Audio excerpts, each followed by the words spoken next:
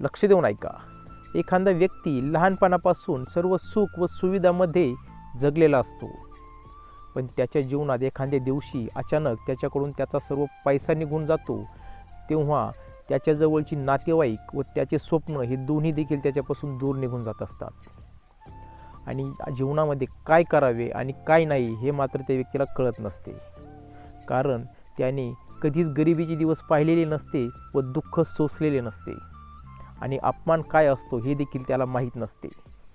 आणि एखादा व्यक्ती हा लहानपणी गरीब असतो, त्याने सर्व गरिबीचे दिवस पाहिलेले असतात, दुःख भोगलेले असते, समाजाने त्याचा वेळोवेळी अपमान केलेला असतो.